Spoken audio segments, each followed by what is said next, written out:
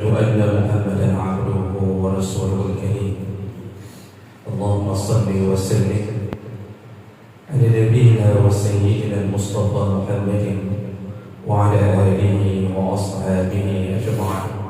أما بعد، فيا عباد الله، أوصيكم وإياي بتقوى الله، فقد فاز المتقون. أعوذ بالله من الشيطان الرجيم. بسم الله الرحمن الرحيم. يا أيها الذين آمنوا أطيعوا الله وأطيعوا الرسول ولا تبطلوا أعمالكم. صدق الله العظيم.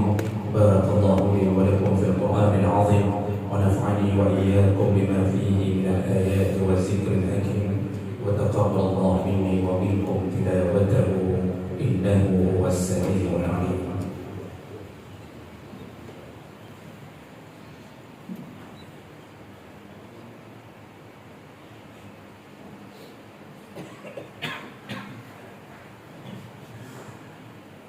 الله أكبر، الله أكبر، الله أكبر، الله أكبر، الله أكبر، الله أكبر، الله أكبر كبيرا، والحمد لله كثيرا، وسبحان الله بكرة وأصيلا.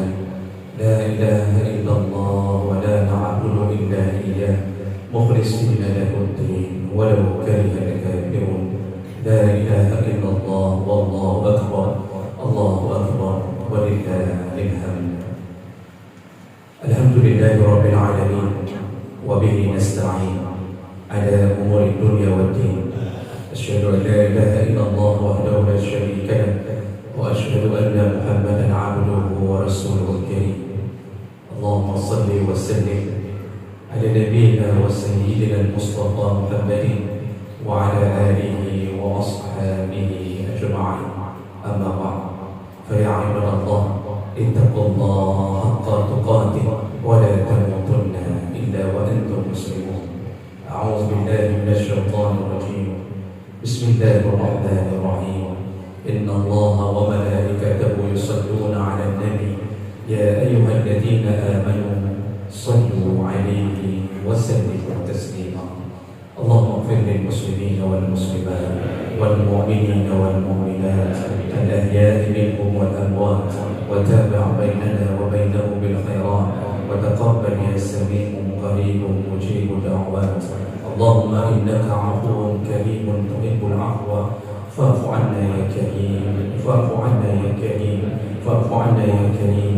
اللهم أعنا على ذكرك وشكرك وحسن عبادتك.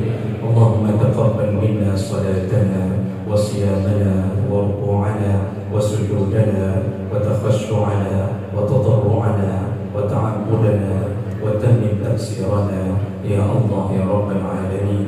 ربنا آتنا في الدنيا حسنة وفي الآخرة حسنة وقنا عذاب النار، والحمد لله رب العالمين.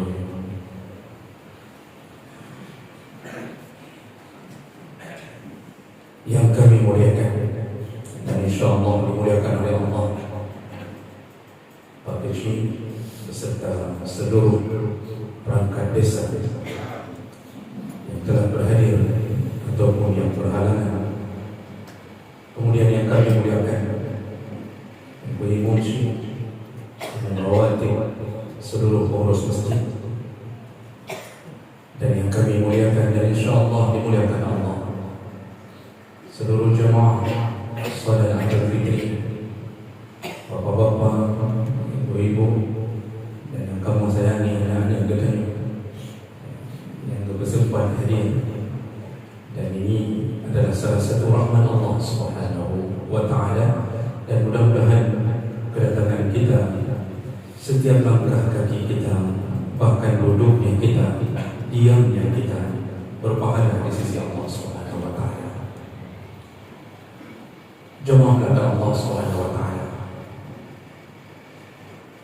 tidak ada yang bisa kita mulai di hari ini kecuali kita hantarkan rasa syukur kita kepada Allah Subhanahu wa Ta'ala. Allah Tuhan kita yang Maha Pengasih, Maha Penyayang, Maha Pengampun, penerima taubat, Tidak ada yang lebih baik daripada Allah Subhanahu wa taala. Tidak ada yang lebih mulia. Tidak ada yang lebih agung. Tidak ada yang lebih besar daripada Allah Subhanahu wa taala.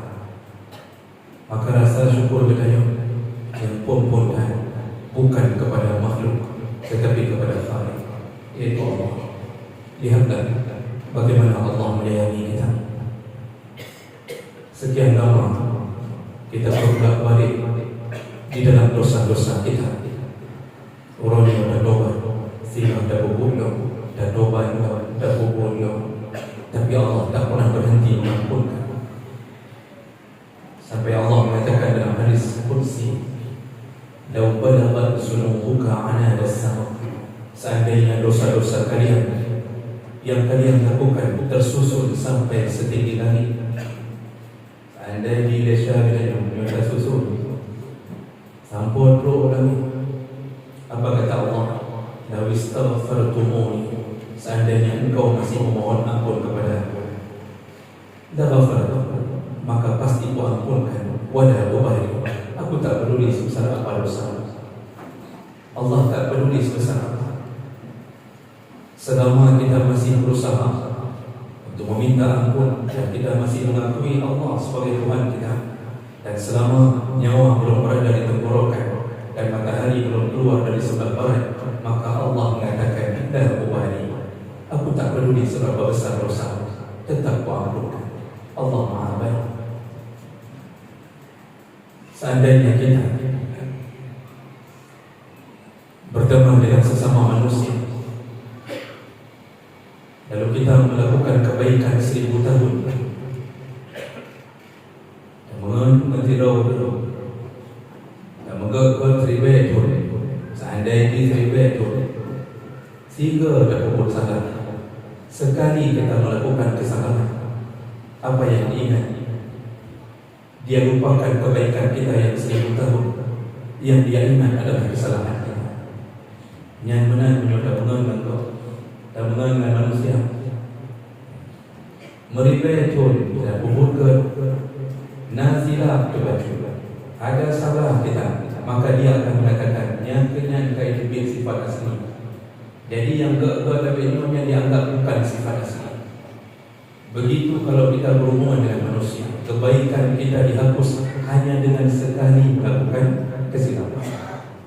Bayangkan kalau berhubungan dengan Allah Subhanahu wa taala, 1000 tahun kita berbuat jahat, 1000 tahun kita berkhianat kepada Allah, 1000 tahun orang-orang kafir tidak mengakui Allah sebagai Tuhan, 1000 tahun mereka mengatakan Tuhan ada 3, Tuhan mereka berbagai macam ragam dewa. Tapi hanya dengan mengucapkan syahadat sekali saja, maka Allah lupakan semua kenangan buruk mereka dengan Allah.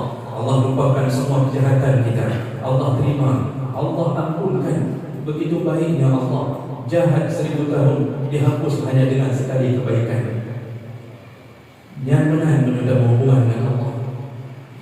Seandainya kita ingin bertemu dengan seorang pimpinan di dunia, dengan seorang pejabat, tajak ulama hana ulun di kantor, tajak tinggal dipegah di pegawai bawa bapak ke diri, tajak tinggal daun kawai lebih tibanya daripada perlu ditanya, tajak tinggal daun kaki menjanji balik orang minggu ke.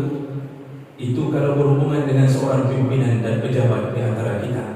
Tapi kalau ingin bertemu Allah, datanglah di waktu subuh, Allah ada. Datanglah di waktu duha, Allah juga ada. Kalau tak sempat datang waktu duha, datanglah di waktu duhur, asar, maghrib, isya, bahkan tengah malam pun, di jam 3 malam, di saat gelap gulita, di saat orang lain tertidur, Allah tak pernah tidur. La ta'khudhuhu sinatun wa la nawm. Tetap Allah terima. Tak perlu ada birokrasi, tak perlu ada surat untuk membuat pertemuan. Padahal Allah lah yang menciptakan para pejabat, Allah lah yang menciptakan para penguasa. Tapi Masya Allah, bertemu dengan Allah begitu mudahnya. Bertemu dengan pimpinan yang mungkin hanya menjabat hanya 5 tahun, susahnya luar biasa. Kalau bertemu pun susah, apalagi meminta darinya. Tapi meminta dari Allah, apapun engkau minta diberikan oleh Allah, kata Nabi SAW. Bahkan dalam hadis disebutkan, Nabi mengatakan seandainya dikumpulkan jin dan manusia, seluruh jin dan manusia dikumpulkan dari awal penciptaan sampai akhir penciptaan, lalu setiap mereka diberikan izin untuk meminta permintaan yang paling hebat, mandub laki, galak-galak, laki galak-galak, mau minta apa, istana sebesar apa, semuanya silakan minta, kata Nabi, dan Allah akan mampu mengabulkannya. Setelah dikabulkan, kata Nabi dalam hadis juga, setelah dikabulkan Allah dengan permintaan paling hebat di antara semua makhluk, yang keluar dari sisi Allah hanya setetes air di tengah samudera. Jadi kalau dicipit dari sisi Allah, setiap lam basbor, lam ebel yang dikeluarkan dari sisi Allah, seandainya Allah kabulkan semua permintaan kita, hanya setetes air yang keluar dari kekayaan Allah dibandingkan dengan samudra, itulah yang masih tersisa di sisi Allah. Makanya coba dengan Allah, siapakah Tuhan kita? Itulah Allah yang maha baik. Kita telah berdosa, lalu Allah berikan Ramadan, Allah tambahkan Lailatul Qadar, yang mendapatkannya maka dia akan lipatkan pahala seperti beribadah 1000 bulan atau 83 tahun 4 bulan. Masya Allah, dosa berpampur, pahala berdamai. Adakah yang lebih baik daripada Allah? Tidak. Maka bersyukurlah kita telah menjadi mukmin, bersyukurlah kita telah Islamkan oleh Allah Subhanahu wa taala tanpa harus berusaha. Kita begitu saja lahir dalam rahim-rahim muslimah, padahal begitu mahalnya hidayah, begitu mahalnya hidayah, tapi katanya hanya bid'ah. Hanya bid'ah. Lahir ke Aceh, mak dia orang Aceh, ayah dia orang Aceh, menjual ke Muslim, tiba-tiba langsung kita otomatis menjadi Islam. Di saat ayat-ayat Al-Quran mengatakan orang-orang kafir, kalau Allah sudah bicara tentang orang kafir, maka seluruh ayat-ayat itu pasti ujungnya walahum adzabun jahannam atau walahum adzabun alim. Menyokong masalah kafir, ujungnya tetap azab, dan yang mengerikan adalah ketika Allah menambahkan khalidina fiha abada, selama-lama dalam neraka, tidak boleh keluar, hidup selama-lama dalam api. Siapa mereka yang tidak mendapat hidayah? Kita, Masya Allah, tidak berusaha sudah mendapatkannya. Maka bersyukurlah kepada Allah Subhanahu wa taala. Allahu akbar, Allahu akbar, Allahu akbar. Jemaah Allah Subhanahu wa taala. Berikutnya,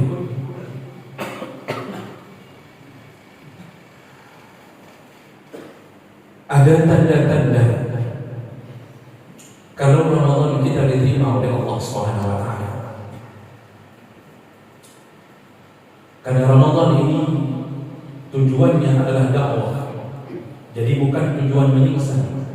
Jadi kebukaan Ramadan bukan dia beban kita, bukan kesiksa kita. Ramadan ini mendakwahkan kita, memberikan pendidikan kepada kita, dan itu menjadi tanda Ramadan kita diterima atau tidaknya. Maka yang pertama, berfikirlah kenapa setelah berpuasa selama sebulan pakar ba'ujung kayu bayi tadi, puasa sebulan menahan diri dari makan dan minum, pakar ba'ujung Ramadan kayu bayi tadi, lagi-lagi sang hana hubungan antara zakat dengan Ramadan, menyuzakat harta. Kalau zakat harta, setelah kita mencari harta, memelihara binatang ternak, menjadi petani, atau kita bergaji, lalu disuruh bayar, ujungnya cocok, napeng bayar zakat. Hanya harta, hanya bayar, cocok. Sekarang cobalah berfikir, gaya puasa, si bulan, maka tiba-tiba apa ujung? Gaya bayar zakat. Zakat fitrah. Kalau mahasiswa yang kuliah icok jurusan teknik, Tentu pada magang bak ujung ada betul atau letol setengah. Itu magang ini tentang teknik. Iu tamang bakat-bakat iu ono tentang teknik. Menyokong mahasiswa ekonomi nanti magang ujungnya apakah di tempat-tempat lembaga yang berbau ekonomi, semuanya cocok. Bahkan bak ujung Ramadan dan yang cocok. Ini yang perlu difikirkan. Jemaah Allah, para ulama menjawab, tujuan Allah suruh bayar zakat fitrah yaitu agar engkau bisa melaksanakan apa yang telah engkau rasakan selama sebulan, merasakan penderitaan fakir miskin yang hari ini kita cuma puasa 29 atau 30 hari saja, tapi mereka akan menyambung rasa lapar mereka setelah Ramadan. Hidup bayi zakat agar kita merasa bagaimana kehidupan seorang anak yatim tanpa ayah, yang ibunya makan berjuang habis-habisan menghidupkannya. Dulu waktu ayah mereka masih ada, si ibu akan berkasih sayang dengan anak-anaknya. Si ibu akan tinggal di rumah, bisa memeluk mencium anaknya. Tapi semenjak ayah tiada, maka ibu harus menggantikan. Itu pun disebabkan karena wali-wali dari anak tersebut tidak faham agama. Karena seharusnya yang memelihara harta anak yatim, yang menyambung hidup anak yatim adalah para wali. Allah sebut dalam Al-Quran, wa'ala warisi mislu zalik. Yang meninggal tidak ayah, maka kepada ahli warislah kewajiban berlanjut. Siapa yang wajib pelihara anak yatim? Wali dari ayah, kakeknya, ado ayah, abang dari ayah, wajib pelihara anak yatim. Tapi mereka tak lagi peduli, bahkan hanya datang ketika warisan dibagi. Lalu siapa yang akan dibebankan urusan ini? Dengan sangat terpaksa ibulah yang mengambil alih. Nyan gedanyo dan puasa, gedanyo dan dirgila. Cuma dari pagi sampai maghrib, anak-anak yatim mungkin malamnya mereka tak makan juga, karena ibunya tak bisa membuat dagangannya lagi. Nyan mandu perasaan-perasaan dalam Ramadan berdiri dalam puasa. Rasakanlah bagaimana rasa laparnya orang-orang yang diberikan kekurangan oleh Allah. Rasakanlah laparnya anak-anak yang tak dipelihara oleh wali-walinya. Maka semua perasaan itu kemudian Allah minta, kalau engkau sudah bisa merasakannya selama sebulan, maka berikanlah hartamu untuk mereka. Maka berdemi zakat fitrah yang kenyang maka murung yang puasa. Kalau begitu, apa tanda orang diterima Ramadannya? Akhir Ramadan timbul rasa iba kepada fakir miskin. Akhir Ramadan maka dia menjadi orang yang dermawan. Akhir Ramadan tanda-tanda Ramadan kadang-kadang diterima oleh Allah, kagak akan bersedekah. Pantang melihat kesusahan orang, kita datang langsung untuk membantunya. Nyata. Jadi menyusahkan ini naurun muronyo. Kita tanya kepadanya, nani puasa habis, Quran Lailatul Qadar, Tarawih alhamdulillah, hantar meninggal Tarawih alhamdulillah. Wada di bulan Ramadan i'tikaf, di bulan Ramadan lu menjipai dalam masjid, hantar lebih. Itu bagus. Tapi masya Allah ada Ramadan kering lagi biasa aja. Hanya mubah membaca biasa. Maka semua itu menunjukkan bahawa Ramadan kita ternyata tidak berhasil mendidik kita. Keurang kasih dah saya membaca. Kerana yatim uwe-uwe di ke mamam yang kepula di kerumah, mana saya membaca. Ketika dia panen, tak ada sedikit pun perasaan berbagi kepada tetangganya. Ketika dia mendapatkan gaji, tak mau dia berikan 1 juta dari gaji 10 jutanya untuk membebaskan kemiskinan orang-orang yang berada di sekitarnya. Tidak ada perasaan itu. Meluk pun dia dah puasa Ramadan, menyuh akainya mendengar, maka berdadapur kita jauh. Belum tentu Ramadan kita diterima oleh Allah Subhanahu Wa Taala. Makanya Rasulullah Sallallahu Alaihi Wasallam mengatakan dalam hadis dari Ibnu Umar radhiyallahu anhu, Ja'a rajulun ila Nabi sallallahu alaihi wasallam. Datang seseorang menemui Nabi sallallahu alaihi wasallam. Lalu kemudian dia bertanya kepada Rasulullah, "Ya Rasulullah, ayyun nas ahabbu ila Allah azza wa jalla?" Ya Rasulullah, manusia mana yang paling dicintai Allah? Kalau dijawab oleh Nabi, ketanya beliau pertanyaan kedua, "Wa ayyul a'mal ahabbu ila Allah azza wa jalla?" Dan amalan mana yang paling dicintai oleh Allah Subhanahu wa taala? Jadi pertanyaan urutnya tentang manusia mana yang paling dicintai dan amalan mana yang paling dicintai. Pekannya yang harus bertanya.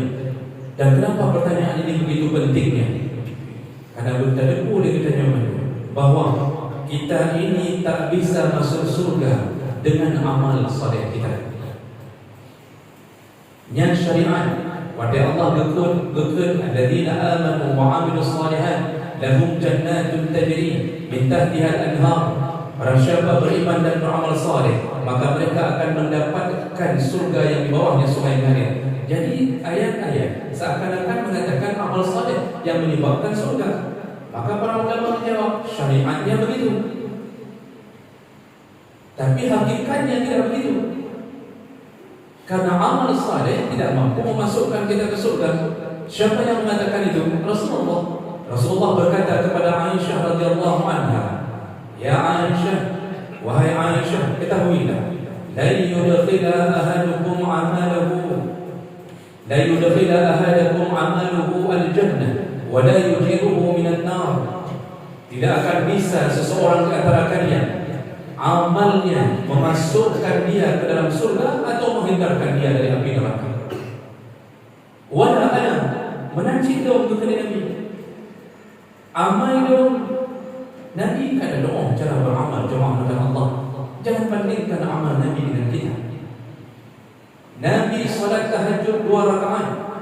Rakaat pertama surah Al-Baqarah dalam hadis riwayat Ibnu Mas'ud. Rakaat kedua surah Ali Imran. Sampai Ibnu Mas'ud mengatakan, "Aku telah berfikir buruk untuk keluar dari saf."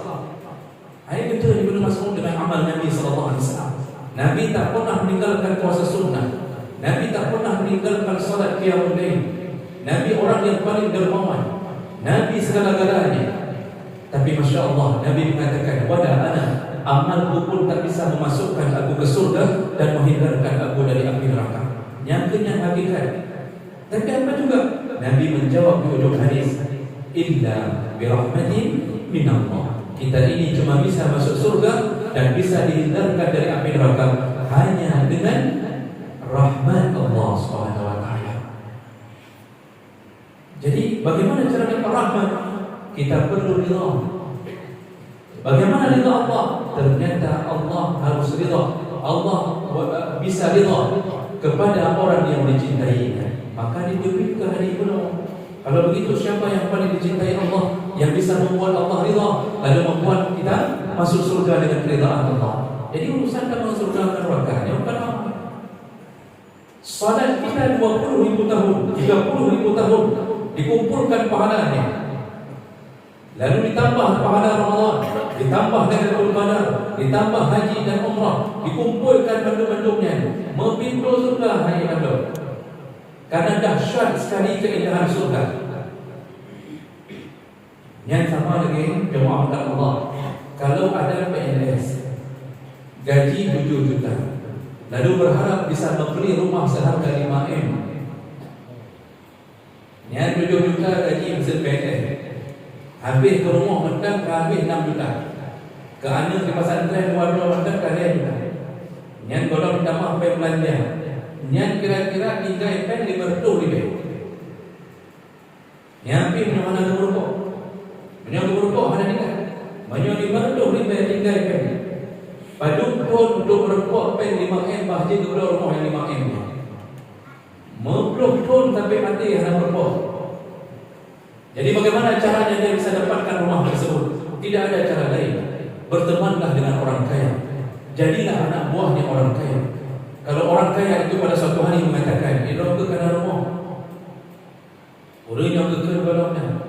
Jadi gimana yang buat rumah? Ayamnya dia yang 5M, yang buat rumah diikat. Nah, kalau berenang dalam berikut, kekal orang kaya ini. Kalau begitu, kamu sudah bekerja kepada aku puluhan tahun, maka silahkan cari rumah yang mana biarkan aku yang membayarnya. Baru merempah menangkap ibarat gendanya wanita kumpul amal yang hati untuk doa surga. Bagaimana bisa beli surga dengan pahala solat kita? Apalagi solatnya pun tak khusyuk, Ramadan pun kadang-kadang setengahnya tak benar, kemudian haji dan umrah pun mungkin tak bisa serius. Bagaimana kita bisa beli surga?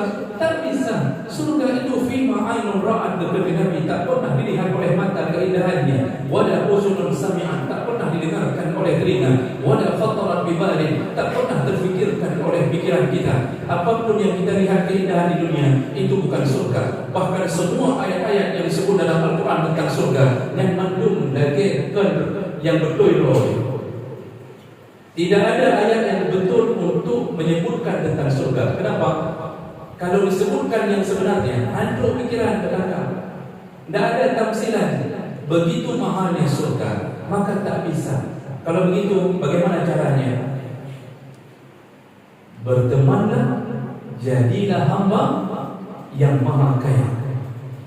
Jadilah hamba dari pemilik surga yang maha kaya. Siapa dia? Allah. Maka Allah itu pertama beliau surga, bukan karena sembahyang kita, tapi karena Allah mencintai. Kali ini, siapa mana amalan yang paling dicintai yang berhubungan dengan Ramadan? Nabi menjawab, manusia yang paling dicintai Allah yaitu khairun nas anfa'uhum linnas. Manusia yang paling bermanfaat kepada orang banyak. Yang paling dicintai udek kampung maju manfaat. Mulai dari ujung kaki sampai ujung mulai maju manfaat. Menyohana goknya hana so boleh pasti. Menyohana goknya hana so berbela urung pagi. Menyohana goknya. Begitu namanya panggil dinding inna billah. Semua orang bersedih hati. Kam ningkai di kufulan, kam ningkai mulai ditanya, kam ningkai goknya ke yang boleh gampang ditanya, goknya ke yang kadang-kadang suami istri mau bercerai pun dia datang untuk mendamaikannya. Bermanfaat, dia punya tempat pengajian, dia mengajarkan orang banyak madu mandi kampung jaga berbawahnya. Itulah manusia paling dicintai Allah. Kalau begitu yang paling buruk yang mana? Yaitu orang-orang yang di kampung mudik paling buruk. Dumpat dan kesusahan namanya. Pokoknya yang bukan susah. Sampai ketika namanya dipanggil dimik, maka semua bersyukur dengan kematiannya. So meninggal, pacuinya kami alhamdulillah. Kami alhamdulillah yang tukang mupatnya kami meninggal. Alhamdulillah yang mupaki lewatnya bertanya gara-gara punya kami meninggal. Semua mensyukuri kematiannya. Itu manusia tersebut. Itu manusia paling hebat di sisi Allah. Kemudian amalan apa ditanya pertanyaan kedua yang paling dicintai Allah? Ternyata amalannya adalah yang pertama, sururun tudkhiluhu ala qalbi muslim, yaitu ketika engkau memasukkan rasa bahagia kepada diri seorang muslim. Urang susah dan senang ditanya, urang ditimpa musibah terus bertanya kami makanan, kami pen, kami nyonyompak dari kamu, idon kita meninggal salah satu keluarga. Kita bahagiakan dia mensyukuri punya tetangga yang baik, maka kita sudah menjadi orang baik. Kita dicintai Allah. Yang kedua kata Rasulullah, takshifu anhu qurbah, ketika engkau melepaskan kesulitan hidup orang. Naurun dengan sulit dan penghana zabuhana, terus katanya dan tuh pintu rumah. Kita katakan kepadanya, ini ada sedikit dari kami. Ayo pengen enggak belum. Masya Allah, lepaslah kesulitannya, berlinang air matanya. Dan dia mengatakan, Masya Allah, ya Allah, dia telah datang menemui kami, memberikan berasnya, dia berikan uangnya, maka kami bisa makan kembali. Ya Allah, ampunkanlah dosa-dosanya. Doa orang miskin lebih diterima daripada doa orang kaya. Bahkan sampai kalau ada orang yang sedang berada di jalan, lalu tiba-tiba habis minyak ke badan, pernahkah terfikirkan oleh kita untuk menolong kesulitannya di saat dia mendorong motornya? Yang kata pula Honda akan cukup jauh kata pula. Anak ke tempat minyak naik pulau minyak. Pernahkah terfikirkan kita melepaskan kesulitan hidupnya? Lalu kita datangi punah masalah ayat. Kami minyak gedang bahlum yang belum. Tak perlu kita nyodam kita balik belum bakonya. Itulah manusia terbaik. Itulah yang melepaskan kesulitan hidup orang. Bagaimana leganya perasaan dia? Bagaimana perasaan orang yang akan berpulang 60 km tapi ditolong oleh seseorang? Yang takshifu anhu qurbah. Seandainya kita punya tetangga yang sakit di tengah malam, 2 malam sakit, atau nak rumah kena melahirkan, dah dengar suruh dari samping rumah katanya, takkan gabu-gabu samping rumah katanya. Kita tanya, puna masalah, dia sakit, hana luhong ni, motor lu hana, Honda hana, becak hana mungkin 2 malam. Pernahkah terfikirkan oleh kita hana mampu, tak boleh motor lu betul, tak boleh pergi, tak boleh motor lain, tak boleh pergi, tak tolong kau, selesai kesulitan hidupnya. Masya Allah, itulah orang yang dicintai Allah. Lepaskan kesulitan hidup orang. Jangankan melepaskan kesulitan hidup orang. Seorang pelacur dalam hadis riwayat Muslim, seorang pelacur wadaging na'asih, ada anjing yang sudah kehausan, tak tahan hatinya, tak tega hatinya melihat anjing yang kehausan. Dia turun ke dalam sumur, dia tahan air ke dalam sepatunya, dia naik, dia berikan kepada seekor anjing. Kemudian dia berikan taubat oleh Allah. Dan apa kata Allah? Apa kata Nabi? Ternyata itu amal yang dipilih Allah untuk memasukkan dia ke surga. Yang diduduk asal yang dengannya merupakan surga. Pernah bertanya untuk duduk sampai berdoa. Itu amalan terbaik. Dan yang ketiga kata Rasulullah SAW, "Autadhi anhu dainan", lepaskan hutang orang. Maksudnya orang miskin sudah berhutang di toko, penuh bekal mesti juta, hutang berhutang ke bayar untuk. Terus kita penuh hutangnya. Belum pelunas. Saya bayarkan semuanya. Begitu diketahui oleh si miskin, si fakir tadi, diketahui oleh seorang janda yang punya anak yatim, hutangnya telah lepas, takkah dia bahagia? Sangat bahagia. Itulah orang terhebat. Dan yang terakhir dalam hadis itu Nabi menyebutkan, amalan yang terbaik, autatrudan wujuan, engkau lepaskan rasa lapar orang, berikan makan kepada orang, berkain-kain lebih sedekah. Lalu di ujung hadis Nabi menyebutkan, wala ana amshi ma'ati fi hajatin ahabbu ilayya min an a'takifa fi masjid hadha syahran. Aku berjalan keluar dari rumahku untuk menolong seorang mukmin yang sedang kesusahan. Itu lebih kusukai amal itu daripada beriktikaf di masjidku ini, yakni Al-Masjidun Nabawi, syahran, sebulan. Lebih hebat amalan menolong orang daripada iktikaf di masjid Nabi Jibril. Getanya Raja Allah 12 orang pada umrah di Madinah, 5 umrah, 7 umrah kadang-kadang di Mekah. Di Madinah apakah kita beriktikaf? Tidak. Kita salat lalu balik ke hotel, salat balik ke hotel. Sekali salat di masjid Nabi, kata Rasulullah, pahalanya sama seperti engkau salat di masjid yang lain 1000 kali. Yang baru sembahyang malam, Nabi menambah kedua, i'tikaf sebulan. Di situ salat, di situ berzikir, baca Quran, tak keluar dari masjid. Ternyata kalah pahalanya dengan menolong orang lain dalam sehari. Yang berbeda dengannya. Katanya kadang-kadang ditimpa penyakit, diberikan tipu daya oleh syaitan. Kita ulang-ulang umrah, dalam tidur nalega dan umrah ulang. Yang tidur di mandang dan umrah kalian berjuta. Belum kami keluarga. Nah keluarga ada membudrau itu. Yang kita dah tertuh 50 juta 3 jam. Sekali datang 150 juta. Tapi Masya Allah, dia ulang-ulang umrah. Tetangganya di samping rumah tidur dalam kelaparan, dia tak pernah peduli. Anak yatim berada di kampungnya, dia tak pernah bantu. Masjid yang ada pun dia tak pernah tolong. Tak pernah 1 rupiah pun masuk ke dalam cadangan masjid. Tapi Masya Allah, untuk memuaskan nafsu ibadahnya, dia pergi umrah berulang-ulang. Sedangkan Nabi mengatakan menolong orang miskin, menolong fakir, menolong anak yatim lebih hebat pahalanya daripada iktikaf. Jangankan umrah yang 12 hari, iktikaf pun kalah pahalanya. Maka Rasulullah SAW mengatakan, wallahi la yu'min, demi Allah tidak beriman. La yu'min kata Nabi.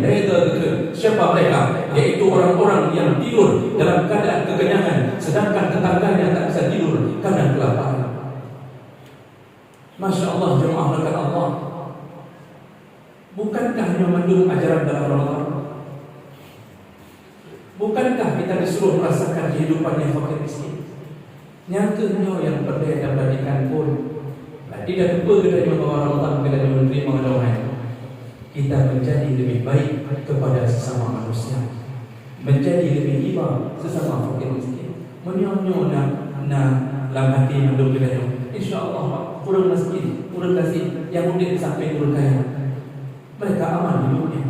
Jangan menumpuk bantuan, jangan menumpuk bantuan. Si kaya masuk surga dengan rasa syukurnya, si miskin masuk surga dengan kesabarannya. Nyawa yang pertama. Kemudian yang kedua, baju itu dah coba dia. Ini aku panjangkan sayang yang kedua kalau dari yang urut. Baju itu dah coba dia, baju yang Allah muliakan. Kemudian apa tanda berikutnya?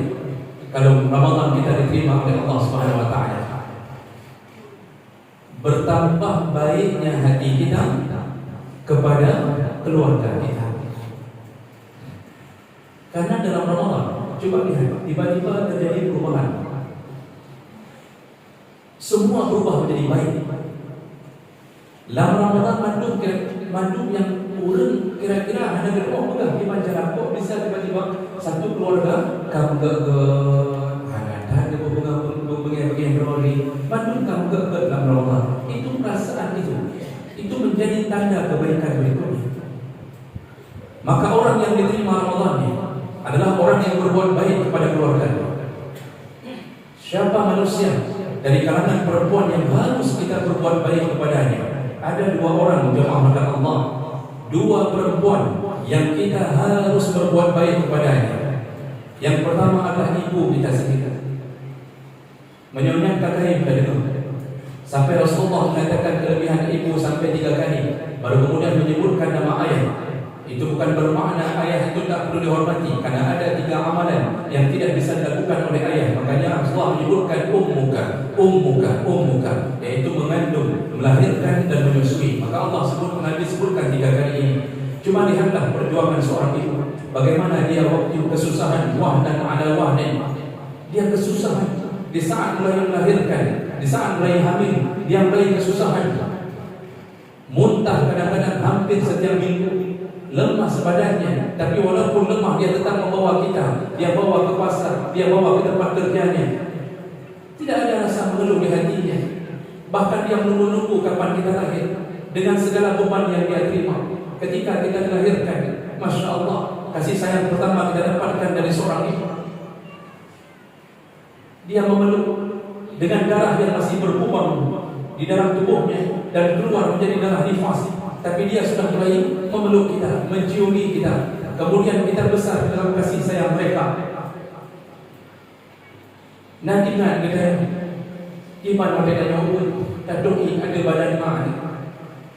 Pernahkah seorang ibu kemudian memukul anaknya gara-gara kencing di atas badannya, di atas pakaiannya? Tak pernah. Dia cuci bajunya, gerah baju yang berhandong bercuti. Masih teringatkah kita ketika kita kecil menjelang hari raya, ibu kita atau ayah kita membawa kita, Masya Allah, dari satu toko ke toko yang lain, kemudian dia bertanya, apa baju yang berharga? Pilihlah. Suka-suka engkau wahai anak, pilihlah. Tak pilih dengan hasil sabuk, tak pilih sabuk dua. Kadang-kadang mak gedung dalam asal dompet pesik buahana. Tapi Masya Allah, dia berikan semuanya untuk kita. Sanggupkah kita membalasnya hari ini? Di saat hari ini ibu kita telah tua, di saat dia terkapar di atas kasurnya, lalu kemudian keluar kencingnya di atas kasur, bukan di baju kita. Nah, ada yang mempepet kemar. Nah, ada yang kegaduh di domi, gabu kamu. Padahal dulu kencingnya dia tak pernah marah di atas kencing anaknya. Hari ini ketika ibunya kencing untuk menceboknya pun mereka tak mau. Ketika membuka pampers dari ibunya pun dalam keadaan marah, Masya Allah. Padahal ibunya mungkin tak lama lagi berapa umurnya dia telah meninggalkan kita. Teringatkah kita ketika mereka dulu berserak makan, ketika kita dulu berserak makan kita di waktu kecil? Mesti lepu mandu. Kadang-kadang kita darui. Apa yang dikatakan oleh orang tua kita, oleh ibu kita, tak apa-apa nak. Apa juga yang maklumnya, ada masalahnya. Hari ini ada orang tua yang datang ke rumah kita setelah kita menikah, kemudian berserak nasinya karena tuanya. Lalu kemudian kita mengatakan di dalam rumah ini jadi kenal ni. Ini kadang-kadang ziru macam sabah rumah kamu kudo mandu gara-gara doa saja. Nyoba tidak ada di dalam dengan ini. Ditambah dengan menantu yang durhaka, diusirnya ibunya. hanya gara-gara mengotori rumahnya. Dulu bahkan ibunya tak pernah memarahinya. Adakah kita hari ini membawa ayah dan ibu kita menuju dari satu toko ke toko yang lain? Di saat kita sudah menjadi orang yang punya gaji, lalu kita katakan kepada ibu dan ayah kita, "Mak, pilih baju yang galak drone, pilih tembok yang paling mahal drone, pilih buku yang galak dan misron jubah drone, pilih mak, pilih ayah." Pernahkah kita lakukan itu? Kalau ada, Masya Allah, kita telah diterima Ramadan kita. Karena itu jadi tanda berikutnya bahwa kita telah menjadi orang baik dari hasil ini. Kalau ini manusia pertama yang harus kita hormati, ibu kita. Kemudian siapa perempuan kedua yang harus kita muliakan? Istri kita.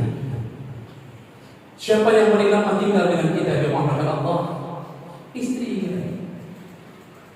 Siapa yang ketika kita sakit, kemudian dia tidur di lantai untuk menemani kita siang dan malam sampai akhirnya dia pun mulai sakit.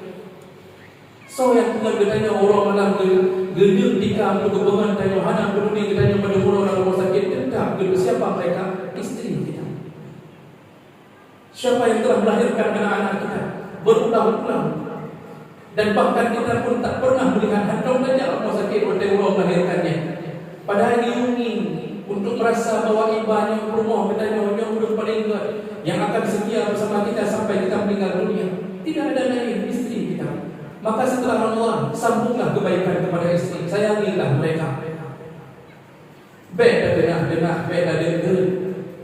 Mereka lah orang-orang yang paling baik dengan kita. Di saat pun orang tua kita tak mampu datang lagi ke rumah sakit, mereka lah yang datang. Mereka lah yang memberi makanan, menyuapkan makanan. Nyawul dari kalangan ulil yang wajib dihormati. Kemudian wahai ibu-ibu dan anak-anak kami, siapakah dari kalangan laki-laki yang wajib dan kita muliakan? Yang pertama, ayah kita. Yang ayahnya memang hanya disebut di Nabi mula-mula, tetapi Masya Allah besarnya pahala ayah. Kenapa? Dia adalah pemain di belakang layar. Ketika anak di pesantren menelepon, yang angkat ibunya yang kemudian bercengkrama dengan anak ini dengan mengatakan, "Ibanda, nasihatkahnya, bentah kehinan padayahnya, mentemsik pekahnya, getanya mandum yang tanya adalah istri atau mak dari anaknya." Ayah yang you telepon ayah, tapi ayah hanya gahaba karena hanya ngomong gahaba. Kekal dia ayah telepon tinya aja. Apa ni dah? Siapa yang bermain di belakang ayah?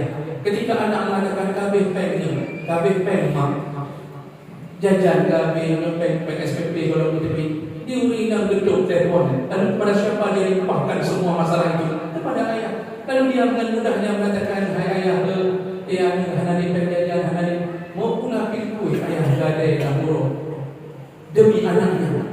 Memang kadang-kadang ayah terkesan keras, tapi di balik keras itulah cara ayah mengungkapkan kasih sayangnya. Waktu rebah ronda anak, mungkin mak akan gekun, "Hana pupu, hana masalah, ada bobat pekat pilihannya." Cara ayah mengungkapkan kasih sayang bukan begitu. Ayah akan dengar, "Kada ayah pegang pekat ayah udah bandau, kada ayah pegangnya, ayah bayar lagi." Yang tujuan ayah mau mengatakan apa? "Nak, aku tak tega engkau jatuh, nak. Aku tak tega untukmu berdarah, nak. Aku tak tega engkau akan meninggal kecelakaan, nak. Aku tak tega kalau engkau tak bisa meneruskan kebaikan kami, nak." Itulah ayah. Makanya ayah cukup dengan pahala yang pemain di belakang layar yang tak pernah menampakkan dirinya. Bahkan banyak anak yang hari ini tak hormati lagi ayahnya. Kenapa? Menganggap ayah kejam, menganggap ayah itu tak baik, menganggap ayah lah yang kemudian membuat dia merasa tak betah di rumahnya.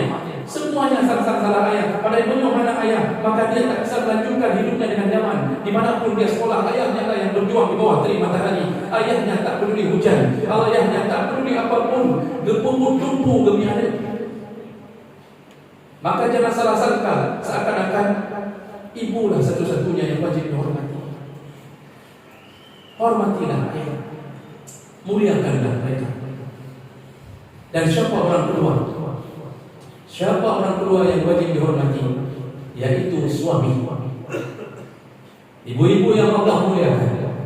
Rasulullah SAW pernah berkata kepada seorang istri, "Apakah engkau punya suami?" Hadis dari Ummu Mihsan. "Apakah engkau punya suami?" Kata perempuan ini, "Ada ya Rasulullah." Kata Rasulullah, "Hati-hatilah, suamimu bisa jadi surga dan bisa jadi neraka untukmu."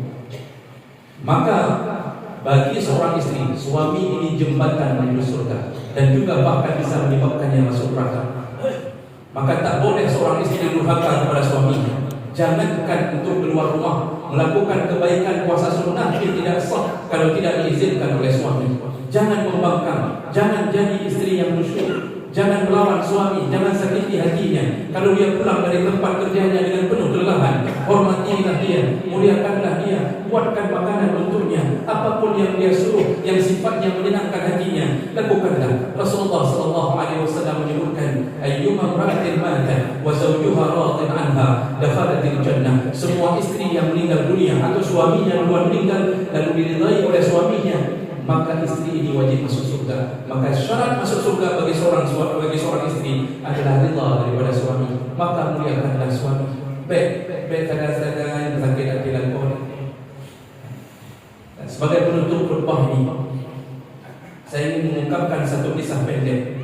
Dulu jemaah mata Allah, sekitaran tahun 1970-an, ada kisah nyata tenggelamnya satu kapal yang berlayar dari Mesir menuju ke haji, menuju ke umrah, pergi menuju umrah, pulang dari Jeddah balik lagi ke Mesir. Kapal itu bernama Royal Express, kapal air. Rupanya izin Allah ketika pulang diterpa oleh gelombang dan angin badai, dan akhirnya kapal itu oleng. Ini teman dalam Quran beritanya. Ketika oleng, maka kemudian semua penghuni kapal, penumpang kapal sibuk mencari pelampung. Dan situ kemudian ada seorang suami. Dia kemudian membangunkan istrinya dari bilik dalam kapal tersebut. Dia katakan ke istrinya, wahai istriku, nyoka pai sangka penyelam, bangunlah. Kita cari pelampung tunda keselamatan roh. Disebutkan oleh istrinya, tunggu dulu wahai suami, ku cari jilbab dulu. Kata suami, tak perlu pikirkan jilbab ini darurat. Kata istri, aku tak mau menghadap Allah dalam keadaan tidak tertutup aurat. Dicarilah jilbabnya, dia pakailah jilbabnya, kemudian dibawa oleh suaminya keluar, dan ternyata pelampung itu tidak ditemukan lagi. Habis pelampung. Lalu kemudian di tengah-tengah menunggu tenggelamnya habis kapal tersebut, disitulah istri itu mengatakan, wahai suamiku, mungkin kita tak bertemu lagi setelah ini. Hanya satu permintaanku kepadamu, apakah engkau ridha dengan kebaikanku selama ini kepadamu? Apakah engkau ridha dengan semua yang kulakukan kepadamu selama ini? Lagi mata bertanya pertanyaannya dengan keadaan nyawa belum tentu terselamatkan. Dan suami itu mengatakan, aku ridha engkau wahai istri, aku ridha kepada. Dan kemudian apa yang terjadi jemaah melakukan Allah, tenggelamlah kapal tersebut. Dan ternyata izin Allah, si istri betul-betul meninggal dunia, yang selamat adalah suami. Sempat ditolong. Suami inilah yang menceritakan di koran-koran sampai terbuka dalam buku-buku tentang kisah suami ini yang dia diminta izin oleh istrinya untuk minta ridha. Maka para istri, mintalah ridha kepada para suami, berbaik-baiklah. Semoga Allah memelihara kita semuanya, dan semoga Allah izinkan kita bertemu kembali dengan Ramadan yang akan datang, dan semoga Allah kumpulkan kita semua di dalam surga-Nya. Amin ya rabbal alamin. Subhanakallahumma wa bihamdik, asyhadu an la ilaha illa anta, astaghfiruka wa atubu ilaik. Wassalamu alaikum warahmatullahi wabarakatuh.